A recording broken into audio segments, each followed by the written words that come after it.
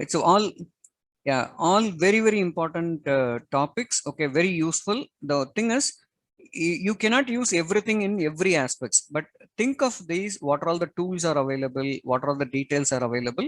Whenever you have any challenges, you try to use this tool, which will definitely give you a better results.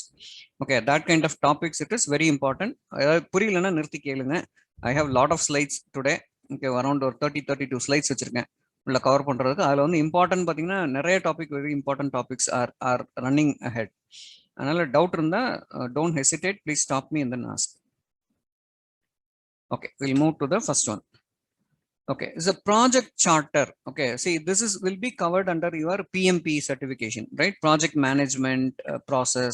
So that and the chapter on that they will cover in detail. But here we want to cover, okay, what is the project charter? See, நீங்க ஏதாவது ஒரு project பண்ண போறீங்க அப்படின்னா, you should have a project charter, and that need to be defined in with all the data. Okay, so இப்போ நீங்க எந்த project பண்ணாலும், for example, you are going to send this project to any of the management. Okay, you should know how to define your project charter. Another இது வந்து ரொம்ப இம்பார்ட்டன்டான ஒரு topic, and you should know what are the things we are going to cover. So ஒரு project charterல என்ன இருக்கணும் அப்படின்னு கேட்டா, that should be a business case. Okay, so that is a important why you are doing that particular project. Okay, what is the value of the project? Say by doing this project, what you are going to accomplish. For example, we will take a scenario. இது வந்து T-Worksல வந்து you are going to do an underpayment project. அப்படின்னா that is a business case. Value of the project is 250K. Okay, why we should do the project? நம்ம அந்த project ஏன் பண்ணணும்? we have to collect additional money for the particular project. That's a business case. Okay, so அதே மாதிரி இப்போ நீங்க வேற ஏதாவது project பண்ணீங்கனாலும் that business case need to be clearly mentioned. And the project scope. Okay, ஒரு project பண்ணும்போது I cannot cover everything in the world, right? Each project has its own limitation or its own scope, right? அதை வந்து கிளியரா mention பண்ணிடணும். நீங்க வந்து okay, for example I am going to do six sigma business project management அப்படின்னீங்கன்னா, what other people will think that you are going to solve all the problem in the world. No, that's not going to happen, right? I will concentrate only on that particular project, what I can do. அதை வந்து கிளியரா mention பண்ணிடணும். இல்லைன்னா that will create unexpected or unwanted expectations. Okay, that we have to be more clear on. Okay, that is sorry. Business case and project scope. இப்போ நம்ம அந்த இது T-Works அந்த லோ பேமெண்ட் ப்ராஜெக்ட் பத்தி பேசுவோமே, ஸோ அதுல வந்து என்ன ஸ்கோப்னு நீங்க சொல்ல வருவீங்க? ஓகே, இப்போ பிசினஸ் ஸ்கோப்னு வச்சீங்கன்னா, நான் என்ன பிளான் பண்றேன், ஐ am going to collect 250K as a underpaid. அது வந்து பிசினஸ் கேஸ். ப்ராஜெக்ட் ஸ்கோப் என்னது, I will work only on the underpaid cases. Okay, இந்த ப்ராஜெக்ட் பண்ணி முடிச்சேன்னா இனிமே ஒரு அண்டர்பெய்டு நான் வந்து க்ளோஸ் பண்ணுவேனா அப்படிங்கிறது எனக்கு தெரியாதுன்றத இந்த ப்ராஜெக்ட் ஸ்கோப்ல I have to define it. இல்லைன்னா என்ன ஆகுனா, நீங்க ஓகே ஒரு ப்ராஜெக்ட் நீங்க பண்ணிட்டீங்க, அண்டர்பெய்டு வந்து ப்ராஜெக்ட் பண்ணியாச்சு அப்படின்னா இனிமே அண்டர்பெய்டே வராது அப்படிங்கிற அசம்ஷன் வந்து நம்ம கொடுக்கக்கூடாது கிளைண்ட்டுக்கு, ரைட்டா? So unless it is getting fixed, we should not give a unnecessary project scope. See, for example, நான் வந்து இதே அண்டர்பெய்டை நான் வந்து நல்ல I am bring it to the top level of the payer, இனிமே அண்டர் பேமெண்ட் வராதுன்னு நான் ஃபிக்ஸ் பண்ண முடியும்னா, I will mention the project scopes hereafter Thriveworks will not have any of the underpaid அப்படின்றது ப்ராஜெக்ட் ஸ்கோப், ரைட்டுங்களா? இப்போ இல்லைன்னா project scope என்னவா இருக்கும், I will collect what is amount left over from the therapy notes Thriveworks. அவ்வளோதான் மேட்டருங்க. இல்லை bus, நார்மலாக வந்து நம்ம வந்து ஸ்கோப்பு இப்போ என்ன, இப்போ நீ இப்போ அந்த கம்பெனி ஜாயின் பண்ணுறதுனால உங்களுக்கு என்ன ஸ்கோப்பு அப்படி தானே கேட்போம். அப்போ இந்த ப்ராஜெக்ட் பண்ணுறதுனால நம்ம என்ன ஸ்கோப்னா, நம்ம வந்து அடிஷ்னல் மணி கலெக்ட் பண்ணுறோம். ஆமா, நார்மல் கலெக்ஷன் இல்லாமல் அடிஷ்னல் மணி கலெக்ட் பண்ணுறோங்கிறதான ஸ்கோப்பாக வரும். கரெக்ட், அந்த ஸ்கோப் நீங்க கொடுக்கணும். இப்போ நீங்க இந்த ஸ்கோப் வந்து கிளியரா மென்ஷன் பண்ணலாம். நான் என்ன சொல்ல வரேன்னா, இங்க பாருங்க, பிசினஸ் கேஸ் வந்து நமக்கு வெரி கிளியர். என்ன சொல்றோம், I am collecting the underpaid amount. Okay, value of the project is 250K. Okay. Why we should do this project? To collect the additional money. Business case முடிஞ்சிச்சு. இப்போ project scope போறேன். Project scope baseline, what should be included in the project? See, என்னோட baseline என்ன, I am going to do the project for underpaid worth of 250K and I will collect the whatever is leftover money. What process are we going to address at what level? The என்ன process பண்ண போறோம்? I am going to send an appeal and I will work with the payer to collect the leftover 250K worth of charge amount. It's not a payment, right? Worth of charge amount. இல்ல பேமெண்ட்னா payment, அவ்வளவுதான், முடிஞ்சு போச்சு. இந்த ஸ்கோப்ல are you going to add in future there won't be any underpaid or not? இதை வந்து கிளியரா இங்க mention பண்ணலன்னா என்ன ஆகும்னா, I will have an assumption that okay, Matt did a project on underpaid. நான் அடுத்த மாசம் வந்து கேள்வி கூட ஏன் திருப்பி அண்டர் பேமெண்ட் வந்துச்சு, நீங்க ஏன் அதை ஃபிக்ஸ் பண்ணல உங்க ப்ராஜெக்ட்ல அப்படின்னு நான் வந்து கேட்கலாம்ல. So you have to give that scope here very clearly. This project will concentrate only on the left over money of 250K. I am not going to solve all your problem in the underpayment. இப்போ உங்களால solve பண்ண முடியும்னா add this. That's what I am trying to say. Okay, இங்க வந்து நீங்க கொடுக்குற project scope it should be very very correct. Clear. இப்போ நம்ம வந்து இப்போ 5-6 ப்ராஜெக்ட் சப்மிட் பண்ணிருக்கோம். அதுல சக்சஸ் ஆனதா அதை வச்சு பர்மனண்டா அதுதான் சொல்றேன். இங்க வந்து நீங்க என்ன பண்ணணும்னா இந்த ப்ராஜெக்ட் ஸ்கோப்ல நான் என்ன பண்ணுவேன்னா I will not mention that.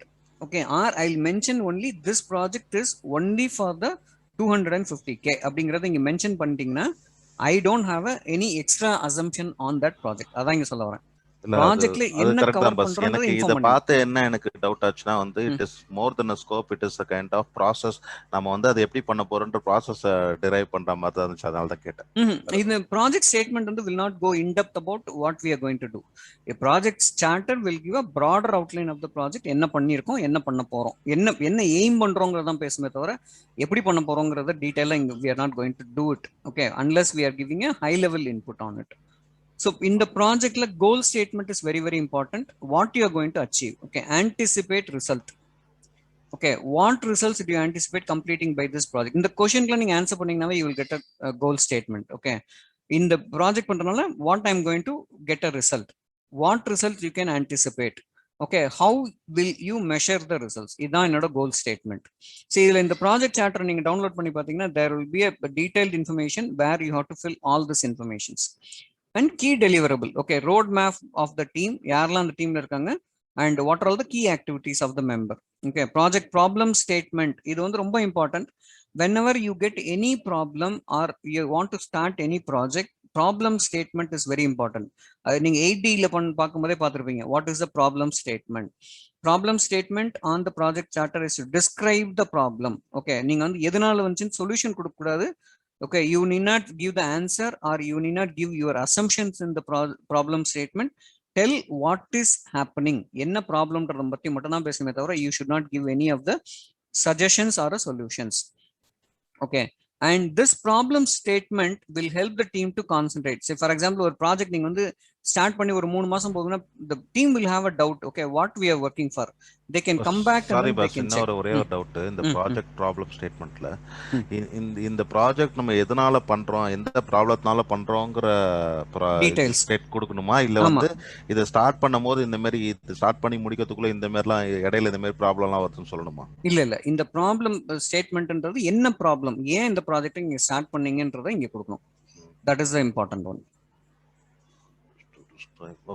Okay, so in the problem statement la what is the features? Okay, provide clear concise information.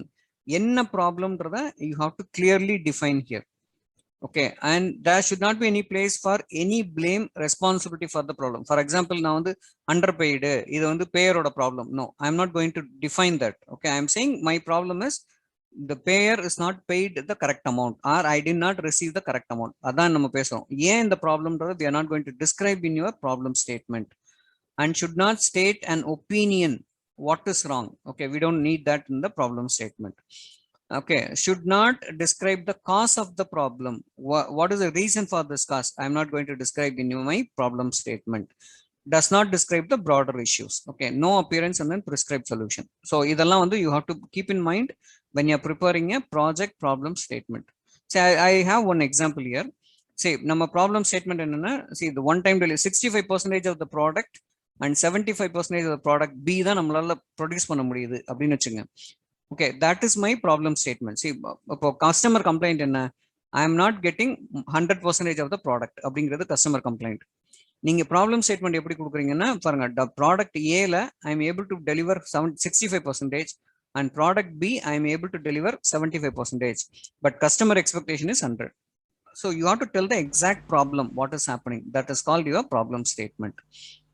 Okay, for example இப்படி எக்ஸாம்பிள்னா சிக்னாவோட ஃபார் எக்ஸாம்பிள் லோ பேமெண்ட் அதே ப்ராஜெக்ட் சிக்னாவோட ஆக்சுவல் அலோட் அமௌண்ட் இது, but நமக்கு இதுதான் வருது போடணும். அது மட்டும் தான் சொல்லணும். that's a problem statement. ஏன் எதனால என்ன ரீசன்ன்றத சொல்லக்கூடாது. ஓகே ரைட்டா? சோ அது மாதிரி தான் you have to define your project charter and the problem statement. Okay, project charter is very, very important. You start doing for each and every projects, whatever you are doing. Okay, for example, இப்போ என்ன project நீங்க பண்ணீங்கனாலும் you try to do this as a project charter, problem statement எல்லாம் பண்ணி start பண்ணி பாருங்க, you will get your things get more organized way. Okay. Yes, boss. Any other question? Project charter you have to prepare. Okay, prepare பண்ணீங்கனால உங்களுக்கு புரியும் அது என்ன challenges இருக்கு. We will give that assignment to you once we are nearing that end. boss அதிகமா question கேக்குறேன்னு நினைச்சுக்காதீங்க. இல்ல நிறைய பேர் கேட்கணும், அதனால தான் கேளுங்க. நீ அட்லீஸ்ட் நீங்க கேட்டீங்கன்னா யாரோ கேட்க வேண்டிய கேள்வி கேட்பாங்க. இல்ல அந்த FMEA-வும் இதுக்கும் அந்த ப்ராஜெக்ட் ஸ்டார்டருக்கு என்ன டிஃபரன்ஸ்? ஓகே, FMEA வந்து என்ன ப்ராப்ளம் வரப்போகுதுன்றதை நான் I am going to anticipate. Okay, பாத்தீங்கன்னா FMEA will talk more about okay, FMEA என்னன்னா I have a problem in my process or I am anticipating some problem in my process where I need to concentrate. See, for example, என்னோட ப்ராஜெக்ட்ல வந்து 10 problem இருக்கு. இந்த 10ல where I need to focus more. See, for example, seat belt not fully tightened. என்னோட score வந்து 144. I have to concentrate on here. இது வந்து ஏற்கனவே உங்க ப்ராசஸ்ல வரப்போற இல்ல இருக்கிற ப்ராப்ளம் வந்து கிளியரா டிஃபைன் பண்றது. Okay, this is called FMEA. Based on the RPN number, you will identify what need to be done. Okay, for example, நீங்க RPN வந்து ஐடென்டிஃபை பண்ணிட்டீங்க பிரச்சனையை, இதை வந்து நான் வந்து ஃபிக்ஸ் பண்ணணும். எப்படி பண்ணுவீங்க? Go to the project charter and start a project. ஓகேவா? சொல்லுங்க. இல்ல புரிஞ்சிச்சு பஸ். அவ்வளவுதான். அதை கொண்டு வந்து நீங்க ப்ராஜெக்ட் சார்ட்டர்ல போட்டுட்டு you have to start that as a project. Okay, இப்போ ப்ராப்ளம் ஸ்டேட்மெண்ட் பாத்தீங்கன்னு வச்சுங்களேன், உங்களோட அங்க இருக்க என்ன பாயிண்டோ அதான் உங்களோட இங்க ப்ராப்ளம் ஸ்டேட்மெண்ட். லாஸ்ட் வீக் வந்து பாத்தீங்கன்னா ரொம்ப இம்ப்ரெசிவா இருந்தது வந்து FMEA தான். சோ இது வந்து கைண்ட் ஆஃப் இது வந்து அதோட next level. Second step from இப்போ FMEA வந்து ஒரு ப்ராஜெக்ட்டா நான் எடுத்துக்கிறேன் அப்படின்னா அதை எப்படி கொண்டு போக போறேன் அப்படின்ற மாதிரி எடுத்துட்டு வருவோம். அது project charter will help you to improve on the FMEA points. So Eric, இப்போ எனக்கு ஒரு டவுட். இப்போ FMEA அப்போ FMEA பண்ணி அதுக்கு அப்புறம் தான் நம்ம ப்ராஜெக்ட் சார்ட் வந்து ஸ்டார்ட் பண்ணுமா? இப்போ கேளுங்க. அதுதான் இப்போ என்ன இப்போ எக்ஸாம்பிளுக்கு நம்ம பியாண்டுக்கு வந்துட்டு FMEA முடிச்சிட்டோம். ஸோ இப்போ அதை பேஸ் பண்ணி நம்ம ப்ராஜெக்ட் சார்ட்டர் போடுறோம். இப்போ எக்ஸாம்பிளுக்கு நம்ம டைரக்டா ப்ராஜெக்ட் சார்ட்டர் போக முடியுமா, இல்ல ஃபர்ஸ்ட் ஸ்டெப் வந்துட்டு கண்டிப்பா FMEA பண்ணணுமா? அப்படி கிடையாது. இப்போ நீங்க அது எப்படி கொண்டு போறீங்கன்றத பொறுத்து. See, for example, இப்போ நான் வந்து இப்போ என்ன யோசிக்கிறேன்னா, இப்போ என்னோட ப்ராஜெக்ட் வந்து எனக்கு FMEA தெரியாது. Okay, for example I want to do a new project. Okay, இப்போ நீங்க for example will take a scenario. இப்போ என்ன எடுக்கிறோம்னா, okay, I will take a my scenario. Okay, what I did. Okay, for example pre பில்லிங்னு ஒரு activity கிடையாது முன்னாடி, ரைட்டா?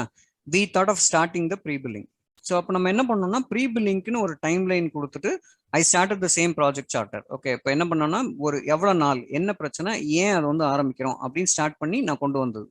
இப்போ இது வந்து it may be related to your FMEA R it may not be. C, எனக்கு ஏன் இந்த ப்ராஜெக்ட் சார்ட்டர் போடணும்னு தோணுச்சுன்னா, பேஸ் ஆன் த FMEA, ரைட்டா? எங்க வந்து என்னோட ப்ராப்ளம்ஸ் இருக்கு அப்படின்றத நான் ஐடென்டிஃபை பண்ணி அதுல இருந்து ப்ராஜெக்ட் சார்ட்டர் எடுத்துட்டு வரலாம். இல்லைன்னா ப்ராஜெக்ட் சார்ட்டர் செப்பரேட்டா கூட நான் ஆரம்பிக்கலாம். For example, I am getting a client complaint today.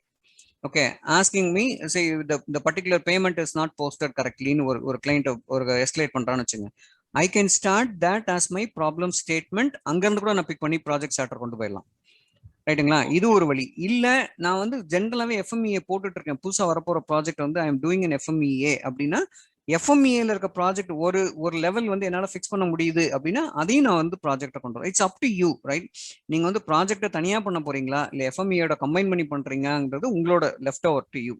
சரி, எனக்கு வந்து FMEAல ஐடென்டிஃபை பண்ணனா, நான் ஒரு ப்ராப்ளம் ஐடென்டிஃபை பண்ணிட்டேன் FMEAல. ஃபார் எக்ஸாம்பிள், இந்த பேஷண்ட் ஸ்டேட்மெண்ட்ல அட்ஜஸ்ட்மெண்ட் சரியா எடுக்கலன்றத ஒரு ப்ராப்ளமா நான் ஐடென்டிஃபை பண்ணிட்டேன்னு வச்சுங்க. FMEAல ஐ எம் நோட்டீஸ் இட். நீங்க அங்க வந்து ஃபிக்ஸ் பண்ண முடியறதுக்கு வந்து என்ன பண்ணுவீங்க? FMEA நீங்க ஃபார் எக்ஸாம்பிள் பியாண்ட் போட்டு FMEA முடிச்சிட்டீங்க, அங்க வந்து ப்ராப்ளம் என்னன்னு கண்டுபிடிச்சிட்டீங்களா? அது என்ன பண்ண போறீங்க இப்போ? சோ அடுத்து ஆக்ஷன் பிளான் அது என்னன்னு சொல்லி, அந்த ஆக்ஷன் பிளான் தான் இந்த ப்ராஜெக்ட் சார்ட்டர். ஓகே, அவ்வளவுதான், ரைட்டா? நீங்க தனியா கூட இங்க ப்ராஜெக்ட் சார்ட்டர் ஸ்டார்ட் பண்ணிக்கலாம் வித்அவுட் டூயிங் சிம்பிளா சொல்ல போனா FMEA வந்து அது வந்து ஒரு ட்ராக்கர். அவ்வளவுதான், இஷ்யூஸ்க்கான ட்ராக்கர். இது வந்து நம்ம அதை ஃபிக்ஸ் பண்ற மெத்தட். FMEA வந்து இப்போ 10 ப்ராப்ளம் இருக்கு, எந்த ப்ராப்ளத்தை நான் கான்சென்ட்ரேட் பண்ணணும்ன்ற ப்ரையாரிட்டி காட்டுறது தான் FMEA. Okay, it's like indicator. இண்டிகேட்டர்ல ப்ரையாரிட்டி இண்டிகேட்டர், ரைட்டா? 10 ப்ராப்ளம் நம்ம கான்சென்ட்ரேட் பண்ண முடியாது, என்னால அவ்வளவு பண்ண முடியாதுல்ல. இந்த 10ல which is very important for meன்றது FMEA. அந்த for example I identified one particular issue as a FMEA. அதை எப்படி இம்ப்ளிமெண்ட் பண்றதுன்றது இந்த ப்ராஜெக்ட் சார்ட்டர். அவ்வளவுதான். Okay, got it. Right. Any other question? Yeah, ரொம்ப பவர்ஃபுல்லான things. Okay, so clarify whatever doubt you have.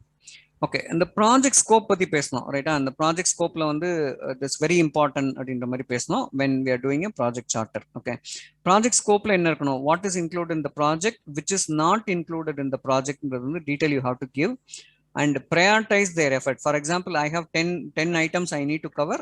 What is the priority I'm going to give it in your project scope? அப்புறம் scope creep, okay, is the event when we start moving outside the process. இது ஒரு சின்ன problem இருக்கு. For example, when you start the project, okay, project விட்டுட்டு நிறைய time என்ன பண்ணுவோம்னா we will deviate from the project. Okay, whenever the project is a very lengthy project, for example 3 months 6 months in ஏதாவது project இருந்துன்னு வச்சுங்க, you will divert from the project scope. So this project scope will align you to the project. See, for example, ஒரு project நான் start பண்ணும்போது எனக்கு தெரியும் நிறைய problem, additional problems வருது அப்படின்னா நான் என்ன பண்ணுவேன், என்னோட ப்ராஜெக்ட் விட்டுட்டு அடுத்த ப்ராஜெக்ட் போடுவேன். அப்படி போகக்கூடாது. So you have to see team tackle the bigger issues than what we planned. For example, நான் பிளான் பண்ண விட பெரிய பிரச்சனைலாம் ஒன்று இருக்கு அப்படின்னு சொல்லிட்டு நான் இந்த ப்ராஜெக்ட் அப்படியே ட்ராப் பண்ணிட்டு அடுத்தது போகக்கூடாது. ஸோ அந்த பெரிய ப்ராப்ளத்தை என்ன பண்ணுங்க, go for a new project. ரைட்டா? புரியுதா உங்களை என்ன சொல்ல வரேன்னு? ஒரு ப்ராஜெக்ட் நீங்க எடுக்கிற ப்ராஜெக்ட்டை கம்ப்ளீட் பண்ணுங்க. If you identify anything is a bigger issue, move that into a different project. Okay, and project champion expects too much. For example, நீங்க ப்ராஜெக்ட் ஸ்கோப்ல வந்து கிளியரா கொடுக்கலன்னு வச்சுங்க, that's what I told you. இப்போ மேட் வந்து ஒரு project பண்றாரு, under paid எல்லாம் அவங்க வந்து ஃபிக்ஸ் பண்ணிடுவாங்க. நான் ஒரு ஸ்கோப் வச்சுக்கூடாது. Project champion I think that இனிமே அண்டர் பேமெண்ட்டே வராது இந்த ப்ராஜெக்ட்ல, நான் ஒரு அசம்ஷன் வச்சிருப்பேன். So you have your project scope should clearly mention நான் என்ன பண்ண போறேன், என்ன பண்ண மாட்டேன். பாருங்க, what is included, what is not இன்க்ளூடட்ன்றத ப்ராஜெக்ட் ஸ்கோப்ல கிளியரா மென்ஷன் பண்ணலன்னா I will have some assumption. அதான் இங்க மீன் பண்றேன். ஓகே, இந்த கீ மேனேஜ்மெண்ட் டூல் எரிக், இந்த இதுதான் நம்ம இப்போ நான் கிரெடென்ஷியலிங் நேத்து போட்டல்ல, டாக்டர் ஜே கேட்டது இதேதான் இல்ல அந்த மாடியூலுக்கு. கரெக்ட், அதான் என்ன பண்றோம் என்ன பண்ண மாட்டோம்ன்றது. கரெக்ட். இப்போ இதுல பாத்தீங்கன்னா இந்த ப்ராஜெக்ட் ஸ்கோப்புக்கு வந்து நிறைய டூல்ஸ் வச்சிருக்கோம் நம்ம. Process mapping, you know very well, right? Process map எப்படி பண்ணணும் தெரியும். பெரிட்டோ சார்ட், ஃபார் எக்ஸாம்பிள், இது இந்த பெரிட்டோ சார்ட் எப்படி ஹெல்ப் பண்ணுதுன்னா, how the FMEA helps you, the same way Pareto chart will also help. So for example, எனக்கு வந்து 10 problem இருக்கு, ரைட்டா? For example, to understand very clearly, என்கிட்ட ஒரு 10 பேர் இருக்கு. எந்த பேர்ல நான் ஃபர்ஸ்ட் கான்சன்ட்ரேட் பண்ணணும்னு பாக்குறதுக்கு நம்ம பெரிட்டோ சார்ட் போடுறோம் இல்ல. இந்த பெரிட்டோ சார்ட்ல whatever is touching the 80%, till 80% I will concentrate all this problem, right? And the இதை வந்து மெயின்டைன் பண்றதுக்கு தான் based on this 80% only you have to start the project. For example, நீங்க போடுற ப்ராஜெக்ட் வந்து it should be lying in this particular area, right? அது கிடையாது நம்மளோட இம்பார்ட்டன்ட். நம்ம இம்பார்ட்டன்ட்னா wherever it is touching that 80% you have to concentrate your projects there. இப்போ இந்த 80% தான் your FMEA also going to say that what is your priority listing, அங்கிருந்து எப்படி கொண்டு போறீங்கன்றதை இதுதான் காட்டும். So you have to put a Pareto chart before you start any of the process. And you should think of the SIPOC program. SIPOC ஏற்கனவே பேசியிருக்கோம் இல்ல. SIPOC வந்து எல்லா இடத்துலையுமே வரும். SIPOC is very very powerful one. And your whatever project you are doing, it should be aligned with the voice of the customer. Customer கேட்கறது ஒன்னா இருக்கும், நம்ம போடுற ப்ராஜெக்ட் வேற இருக்கும். that should not deviate. Okay, that need to be fixed. இந்த Pareto chartல there is a two type. One is the fixed percent model and then change in the slope model. இது ஒண்ணுல, இது வந்து நீங்க அதே Pareto chart வந்து இன்னொரு graph இருக்கு இல்லையா, Pareto கிராஃப், இது சாரி ஹிஸ்டோகிராம்னு ஒன்று இருக்கும். அந்த ஹிஸ்டோகிராம்ல போயிட்டு இது லிஸ்ட் டவுன் பண்ணீங்கன்னா இது சேஞ்ச் இன்டு இந்த மாடலுக்கு வந்துடும். Okay, which you can assess by viewing the screen itself. Okay, now when I'm office on I'll try to show you when we are in the conference room or somewhere I'll try to build and then show you guys. Okay, you just remember it. I'll show you that. Okay, idhula pathina idan நம்ம பேசுனது, this what they are planning to do. Number of defects and then sum of the defects. Okay, that we are going to calculate the percentage. I try to show you how to calculate the Pareto chart. I think many of you guys know about the Pareto chart, so I am skipping it. If any doubt, I'll take that as a separate one.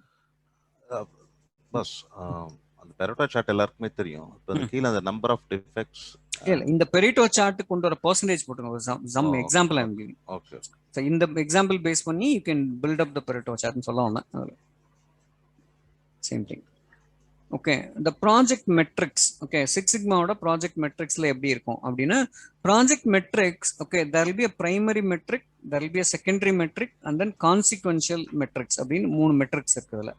Primary metrics அப்படின்னா நம்ம எதை வந்து மேஜரா focus பண்றோம் அப்படின்னா for example customer complaint, reduce defects, this will be our primary metrics. Okay directly observed these இந்த primary metrics வந்து என்னன்னா you can observe it directly, get influence by that and get change by that. அதான் primary மெட்ரிக்ஸ்ன்றது. Secondary மெட்ரிக்ஸ்ன்றது for example it cannot be measured. For example you fix all your problem, okay customer கம்ப்ளைண்ட்டை நீங்க fix பண்ணிட்டீங்க, அதனால customer satisfaction can you measure it? We will not, right? And the secondary metrics, revenue can show you that I fix all my defects, I am increasing my revenue, that because of your primary metric you are getting the secondary metrics. Because you are solving all your customer complaint, your customer may be satisfied. Okay, consequential metric, for example, whatever the project are you're going to do, if it is going to create any negative side effect, that will be called as a consequential metrics. Okay, just to give an impact, what is the type of metrics we may get it from the Six Sigma projects. Okay, இதுவும் very very important tool. இது ஏற்கனவே 10th 11th 12th படிச்சிருப்பீங்கன்னு நினைக்கிறேன் if you took any mass major. இல்லைன்னா இது வந்து இந்த CPM, PERT அதெல்லாம் ரொம்ப இம்பார்ட்டன்ட். கன் சார்ட் வந்து யூஸ்வலாகவே நீங்கள் போட்டிருப்பீங்க process when you are doing any transition of the new project, the gun chart will be very useful. Because the gun chart வந்து எப்படி பேசுனா you list down what all the activity you are going to do and what is the time frame. It may be by date or by week or by month. We will say that for example the first activity will be completed in 2 days. The second activity will also simultaneously start from the same day but it will end in 3 days. அது மாதிரி கொடுக்கறது தான் Gantt chart. Okay, it will be useful to make them understand when I start the project, when it will get. So யாராவது இந்த பில்டிங்லாம் புதுசாக வீடு வாங்குறதுக்குலாம் எங்கேயா போயிருந்தீங்கன்னு வச்சுங்க, ஏதாவது கன்ஸ்ட்ரக்ஷன் ஹவுஸ், ஓகே அந்த மாதிரி இடத்துல வந்து இந்த இதெல்லாம் வச்சிருப்பான், மாடல் ஹவுஸ்லாம் வச்சிருப்பான்ல போய் பார்க்கறதுக்கு. அந்த மாதிரி இடத்துல போயிருந்தீங்கன்னா அந்த Gantt chart place a major role. Construction field is very very dependent on the Gantt chart. எப்போ ஆரம்பிக்கிறாங்க, எந்த ஒரு ஃபார் எக்ஸாம்பிள் ஃபவுண்டேஷன் எப்போ போடுவாங்க, அதெல்லாம் போட்டு வச்சிருப்பாங்க. நாங்களாம் வீடு கட்டும்போது I try to implement the gun chart. Okay, since my wife is a civil engineer and then she is designing, I have every liberty to go ahead and then say that இன்னைக்கு சொன்னீங்க ஆனால் ஆரம்பிக்கலீங்க அப்படின்னு குறை கண்டுபிடிக்கிறதுக்காக we started using the gun chart. But when you are doing any of the client transition, gun chart will be very effective and you can track all your access there. Okay, I used it for building my house. Okay, அதே மாதிரி PERT சார்ட்னு ஒன்று இருக்கு, programme evaluation and then review technique. This PERT டெக்னிக்னு சொல்லுவோம். Analyse and represent all the task. நீங்கள் இந்த ஒரு ப்ராஜெக்ட்ல இல்லை ஜென்ரலாகவே என்னெல்லாம் ஆக்டிவிட்டி பண்ண போறீங்கன்றதை லிஸ்ட் டவுன் பண்ணிக்கணும். ஒவ்வொரு ஆக்டிவிட்டிக்கும் எவ்வளோ டைம் ஆகும், அந்த what is a prime goal to find the minimum overall time. So எல்லாத்தையும் ஆட் பண்ணி எவ்வளோ சீக்கிரமாக நம்ம வந்து அந்த ப்ராஜெக்டை முடிக்க முடியும் அப்படிங்கிறத பேசுகிறோம். இது கண்ணு கட்டி காட்டில் விட்ட மாதிரி இருக்கும். I will go for a example here. Okay, so listen properly. I am starting here. I have multiple activity. Activity 1, activity 2, activity 3, activity 4, and then activity 5. Then I can go to the finish. For example, you think of any of the project. Okay, இங்க start பண்ணி இங்க finish பண்ணோம். எனக்கு நிறைய வழி இருக்கு. ஒன்னு I will go 1, 3, 4 and then I can finish it off. I need not come for 2 and 5. என்னால் முடிக்க முடியும், அப்படி ஒரு வழி இருக்கு. ரெண்டாவது ஸ்டார்ட்ல இருந்து I may go directly to 2 and then I'll go to 3 and then 4 and then finish. அப்படியும் பண்ண முடியும். இன்னொரு ஆக்டிவ் வந்து I'll go to start, I'll go to activity 2, activity 5 and then I can finish it off. இது மாதிரி மூணு வழி இருக்கு. ஒன்னு I'll go in this order or I'll go this order or I'll go this order. So மூணு வழியா முடிக்கலாம். இது எதை கோரிலேட் பண்ண முடியுதா? இதை ஃபிஷ் போன் டயகிராம். இது ஃபிஷ் போனே கிடையாது, அடி விழும். அதே டைப் இருக்கு. சனிக்கிழமை ஃபிஷ் சாப்பிட்டு வந்திருக்கீங்களா? இல்ல. சரி, நம்ம இப்படி எடுத்துக்கலாம். இப்போ வந்து ஒரு சார்ஜ் வருது நமக்கு. ஓகே, இப்போ சார்ஜ் இங்க என்கிட்ட வந்துருது. I am going to the first I will take SFTPன்னு எடுத்துக்கலாம். ஓகே, இங்க SFTPக்குள்ள போறேன். SFTPக்குள்ள போயிட்டு I will download it and then I will enter the charge and then I will release to the insurance or the clearing house. இப்போ திருப்பி அதே இது எனக்கு வந்து இது கிடையாது, SFTP கிடையாது. Directly I am getting from the software itself. Okay, அங்கேருந்து நான் என்ன பண்ணுறேன், I will send it to clearing house and then I will finish it off. Okay. For example, the third activity, for example, we will take this as a coding. Activity 3 on the coding. I'm getting directly from the client or from the software. I'm sending to coding. Coding to billing with the review, then they are finishing it. Okay. In the activity, last activity, I'm getting directly from the software or from the client. There is no coding activity required. I'll send it to the billing and then I'm finishing it. So roughly I'm saying, okay, உங்களோட total product activities வந்து பிரிச்சு போட்டீங்கன்னா எதெல்லாம் வந்து interconnected, which is not interconnectedன்றதை இந்த arrowல வந்து நான் காட்ட ட்ரை பண்றேன். Okay, any question? Now you can understand, right, what we are trying to do. Okay, இதுல என்ன பண்றோம்னா we have to identify critical path method அப்படிங்கிறது very very powerful one. Critical pathனா என்னன்னா எந்த ஆக்டிவிட்டிக்கு வந்து ரொம்ப நாள் ஆகுது, ரொம்ப டைம் எடுத்துக்குது அப்படிங்கிறது தான் critical activity. Look for the longest path, okay, which is use to determine what is critical. அதான் ரொம்ப இம்பார்ட்டன்ட். அதை நீங்க வந்து கிராஸ் பண்ண விடக்கூடாது. ஓகே, இப்போ என்னன்னா இங்க for example you take this activity. I am starting from activity 1 and then I am going to 3 and then I am going to 4 and then I am finishing. இப்போ date பாத்தீங்கன்னா first ஆக்டிவிட்டிக்கு எனக்கு 3 நாள் ஆகுது, second ஆக்டிவிட்டிக்கு 7 நாள் ஆகுது, மூணாவது அந்த நாலாவது ஆக்டிவிட்டிக்கு வந்து எனக்கு 2 நாள் ஆகுது. ஸோ இப்போ எத்தனை நாள் ஆகுது? 3 + 7 + 2 எனக்கு எத்தனை நாள் ஆச்சு? 12 days ஆயிடுச்சு இங்கே. That is my first way. ரெண்டாவது ஆக்டிவிட்டி நான் என்ன பண்ண போறேன்? ஸ்டார்ட் இந்த activity 2, then I will go to here 3 and then 4 and then I will finish. ஸோ இப்போ இது பார்த்தீங்கன்னா இதுக்கு எத்தனை நாள் ஆகுது? 5 நாள் ஆகுது இல்லையா? 5 and then I will go here which is taking 7 and then I'll go here, it is taking 2 days. இப்போ பாத்தீங்கன்னா இது வந்து நம்ம வந்து அந்த வேல்யூ ஸ்ட்ரீம் மேப்பிங் ஓட கம்பேர் பண்ணலாமா? வேல்யூ ஸ்ட்ரீம் மேப்பிங் ஓட பண்ணலாம் கண்டிப்பா. வேல்யூ ஸ்ட்ரீம் மேப்பிங் தேவையில்லாத process எடுத்துட்டு அது பண்றோம்ல, அந்த மாதிரி பண்றோம். வேல்யூ ஸ்ட்ரீம் மேப்பிங் ஓட தான் இது கம்பேர் பண்ணனும். நீங்க அப்படி கொண்டு வந்தீங்கன்னா இன்னும் எஃபெக்டிவா இருக்கும். இப்போ பாத்தீங்கன்னா இப்போ இதுல வந்து நம்ம சொன்ன மாதிரி 5 5 + 7 12 12 + 2 14 days, right? We'll go to the third order. I am starting here 2 5 and then finishing it. 2 க்கு வந்து 5 days, 5 க்கு வந்து 4 days, it is taking 9 days. So இருக்கல எது longest is 14. So critical problem என்னன்னா நீங்க இப்படி போறது வந்து very longest process. 5 7 2 இப்படி வரது, அதாவது 2 3 4 and then finish is a very lengthy process. That is your critical path. So இதுல இருந்து என்ன கண்டுபிடிக்கிறோம்? நம்ம எங்க வந்து நம்ம லேக் டைம் ஜாஸ்தி ஆகுதுன்றத நம்ம கண்டுபிடிச்சிடும், கரெக்டுங்களா? அந்த 14 is your problem. How we can improve on அப்படிங்கிறத ஒர்க் அவுட் பண்ணும். ஓகே, இப்போ இது புரியுது இல்ல? ஏதாவது டவுட் சிபிஎம்ல?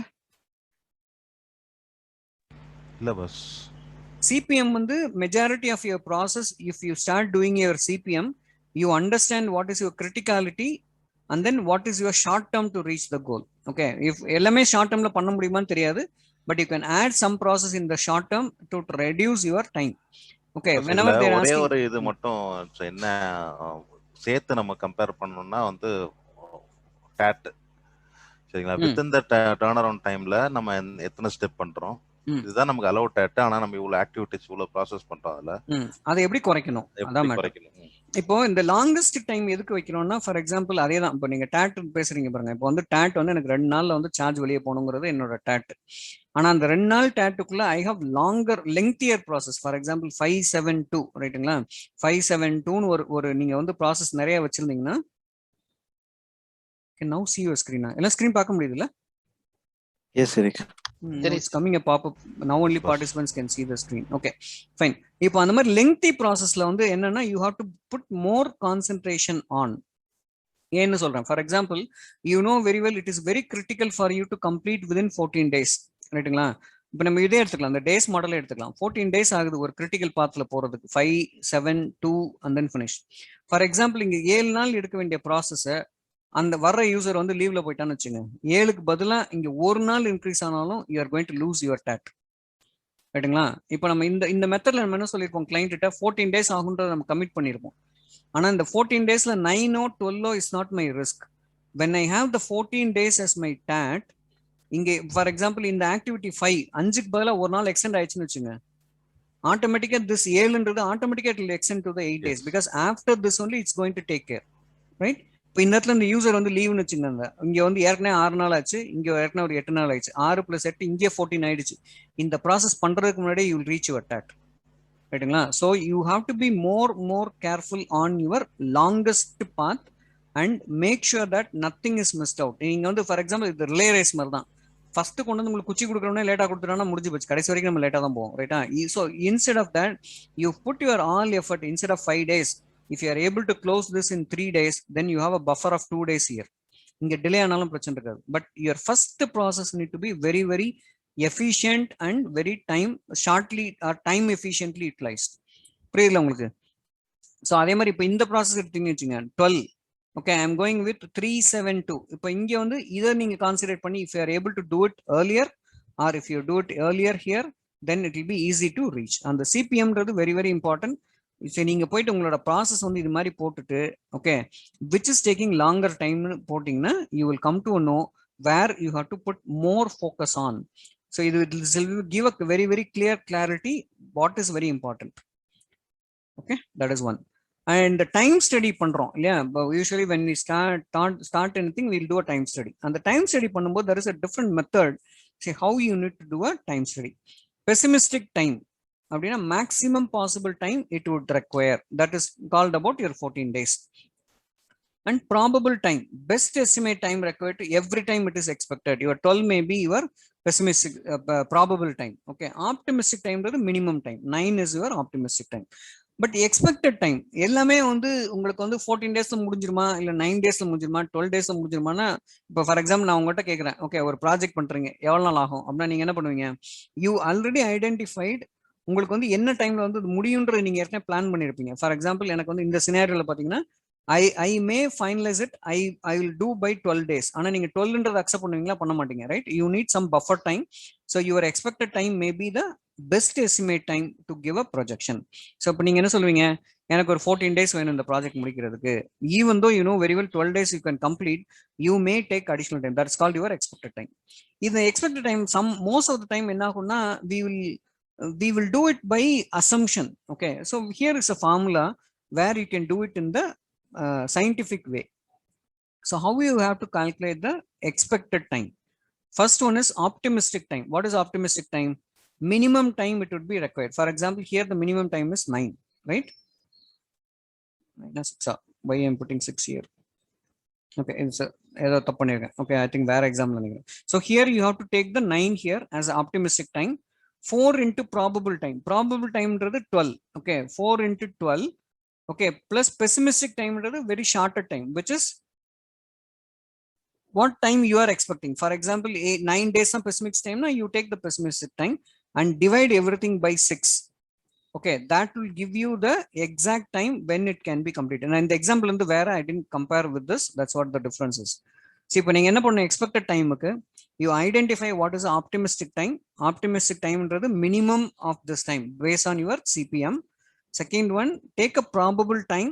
Probable time என்ன பேசியிருக்கோம்? Best estimated time required, everything is expected. That is your second one, which is 12. And then pessimistic time is nothing but so maximum possible time to complete this requirement, which is 14 days. So எல்லாத்தையும் ஃபார்முலால போட்டு divide by 6, it will give the exact expected time. இது practice பண்ணி பாருங்க. If any doubt, we'll come again. So any question? I have one doubt. Yes. So why we are dividing especially by 6? Wonderful. அது எனக்கு ஒரு doubt இருக்கு. I have only the assumption I can tell you. இல்ல அது 9க்கு பதிலா அங்க 6 போட்டுருக்காங்க minimum. இல்ல சார், அது எனக்கு ஆக்சுவலா என்னன்னா நம்ம கீழ மந்த் லைக் வீக்ஸ் கால்குலேட் பண்றதுனால 6 days working days அந்த மாதிரி நான் நினைச்சேன். அப்படி இல்ல, அது ஆக்சுவலா அதுல நான் அசம்ப்ஷன் பண்றது கூட தப்பா இருக்கலாம். Maybe see for example, it is 4, it is 1, it is 1. That's what they are dividing by 6 ன்னு நான் அஸ்யூம் பண்றேன். டேஸும் கூட அஸ்யூம் பண்ணேன், but that's not coming correctly. நானும் இந்த வாரம் ஃபுல்லா மண்டையோட பார்த்துட்டு எனக்கு தெரியல ஏன் 6 ஆல் டிவைட் பண்றாங்கன்னு.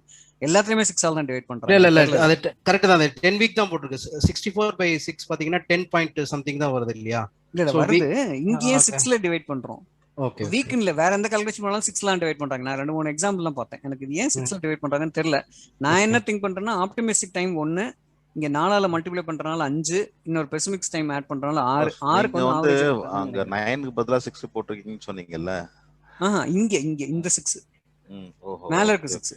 ஆப்டிமிஸ்டிக் டைம் வந்து நான் 9 எடுத்து நான் இந்த சாம்பிள் வச்சு பண்ணிருக்கேன்னு நினைச்சேன், பட் இது வேற ஏதோ சாம்பிள் வந்து எடுத்திருக்கேன். இப்போ இந்த கால்குலேஷன் நீங்க போடணும்னா 9 இங்க வரணும். 9 பேசிக்கலி இது வந்து நம்ம ஒரு ப்ராஜெக்ட் எஸ்டிமேட்டட் டைம் கொடுக்கிறதுக்கான கால்குலேஷன். அந்த டாட் கொடுக்கறதுக்கான கால்குலேஷன். டாட் வந்து பாத்தீங்கன்னா எக்ஸ்பெக்டட் டைம். நீங்க வந்து அஸ்யூம் பண்ண வேண்டாம். You can do it in the optimistic way. கரெக்டா வந்து சயின்டிஃபிக்கா நீங்க வந்து ப்ரூவ் பண்ணி கொடுக்கலாம். நீங்க ஃபர்ஸ்ட் என்ன பண்ணணும்னா ஒரு ப்ராஜெக்ட் வந்து டாட் கொடுக்கறதுக்கு முன்னாடி you go with the VSM. VSM போட்டுட்டு விஎஸ்எம்ல எந்த விஎஸ்எம்லாம் இன்டர்ரிலேட்டட்ன்றதை கனெக்ட் பண்ணிங்க. இது மாதிரி கனெக்ட் பண்ணிங்க. கனெக்ட் பண்ணிட்டு ஒவ்வொரு விஎஸ்எம்க்கும் what is the time required base on your time study இதை ஆட் பண்ணிங்க. ஆட் பண்ணிட்டு you come with your pessimistic time, probable time, optimistic time. இது மூணையும் கண்டுபிடிச்சிருங்க. கண்டுபிடிச்சிட்டு you go for the estimated time. இதுல வந்து அந்த பாத்தீங்கன்னா ஓகே டைரக்டாவே 6 தான் போட்டுருக்கல. 6 தான். மீதி எல்லாத்துக்கும் வேர்ட் போட்டுருக்கு. Expected time equal to optimist + 4 * probable time divided by 6. அந்த 6 என்னன்றல இதுதான். அப்ப 6 வர்க்கிங் டேஸ் இந்தியால வச்சு அப்படிதான் பண்ணிருக்கோம். இல்ல வீக் மட்டும் இல்ல, நான் மந்த்துக்குமே பார்த்தேன். இன்னும் 2-3 கால்குலேஷன் மந்த் இந்த டைம் வந்து அதுலயுமே 6 ஆல தான் டிவைட் பண்ணிருக்காங்க. அது என்ன தெரியல. இல்ல ஃபார்முலா படி பாத்தீங்கனாலும் உங்களுக்கு வந்து இந்த ஆப்டிமிக் டைம் தான் இதுதான் வருது. அது ஆவரேஜ் அந்த மினிமம் இது வந்து 6 தான் வரும்னு நினைக்கிறேன். 6 தான் போட்டு டிவைட் பண்றாங்க. நான் வேணா பாக்குறேன். நான் 2-3 பேர்ட்ட கேட்டேன், எனக்கு ஆப்ஷன் ஆன்சர் கிடைக்கல. I'll clarify once I get the update. Okay. Fine. The project documentation, it's very clear. என்ன ப்ராஜெக்ட் பண்ண போறோம்? இல்ல வேற ஏதாவது டவுட் இருக்கா? I'm moving ahead. Next month, next time la if any new project comes, I need a Gantt chart. Okay, since we covered the Gantt chart. Sure boss. இதான் புடிக்கணும். Okay, அது மாதிரி யாராவது வந்து Gantt chart வந்து பாத்தீங்கன்னா அத நீங்க எக்ஸ்பெக்ட் பண்றது வந்து நாம ஃபர்ஸ்ட் ஒரு அவுட்லைன் போடலாம் இந்த மாதிரி. ஆனா ஏதாவது பெண்டிங் வந்து ஆப்வியஸ்லி நம்ம சைட் பெண்டிங்னா நீங்க கேள்வி கேட்கலாம். கிளையன்ட் சைட் பெண்டிங்னா என்ன பண்ணுவீங்க? எக்ஸ்டெண்ட் பண்ணிட வேண்டியது Gantt chart. இது வந்து எக்ஸ்டெண்டிங் பிகாஸ் வேற கலர் கொடுத்து எக்ஸ்டெண்ட் பண்ணிட்டீங்கன்னா யாரால எக்ஸ்டெண்ட் ஆகுதுன்னு தெரிஞ்சிடும். ஓகே ஓகே, யாராவது வீடு கட்ட போறீங்கன்னா start with Gantt chart, which will give a clear cut picture.